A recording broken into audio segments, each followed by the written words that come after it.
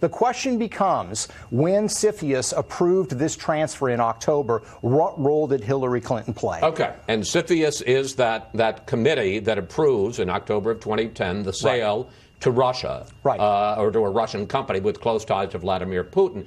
This is precisely the point that the Clinton campaign has hit back on hard, because CFIUS is a committee of 9 agencies, not just the State Department. It's 9 separate agencies, and they point out that there is no hard evidence, and you don't cite any in the book, that Hillary Clinton took direct action, was involved in any way in approving, as one of 9 agencies, the sale of the company. Well, here's what's important to keep in mind. It was one of 9 agencies, but any one of those agencies had veto power, so she could have stopped the deal. What's interesting about this is, of all those 9 agencies, who was the most hawkish on these types of issues? Hillary Clinton. She had a reputation going back to the Dubai ports deal. At this time also in 2000... We should just quickly point out, this is what I think in 2005, that the United Arab Emirates are buying several American ports. She was then a U.S. senator, and she said we shouldn't have foreign companies buying huge U.S. assets. Yes, critical assets, and I think uranium would fit that bill. What's also happening in 2010,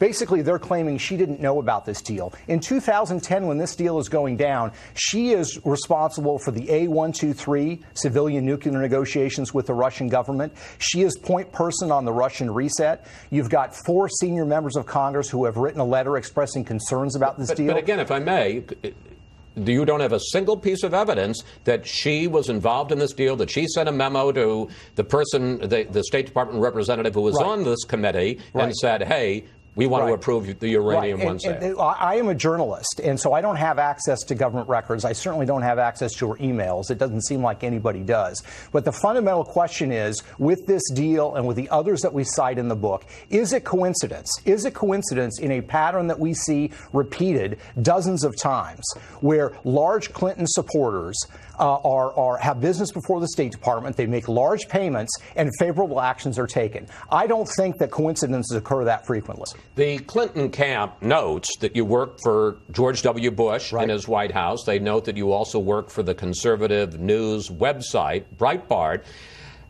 And what they say, in effect, is this is a right-wing hit job. Well, it's an interesting statement. The 2 previous books I've done, I did Throw Them All Out, which looked at insider trading and self-enrichment by members of Congress. And, I highlighted prominent Republicans, people like Dennis Hastert, the Republican chairman of the House Financial Services Committee, and his stock trades. In the more recent book that I did, Extortion, I was criticized by John Boehner because I looked at some of his fundraising practices, which I consider extortive. So, the facts are the facts. And when we finished researching and writing this book, I went to the investigative units at the New York Times, Washington Post, at Fox News and ABC, precisely because I wanted this evidence to be evaluated and looked at, to not be seen in partisan terms. These are not cupcakes. These are not partisans. These are serious journalists, and they are confirming the reporting that we found.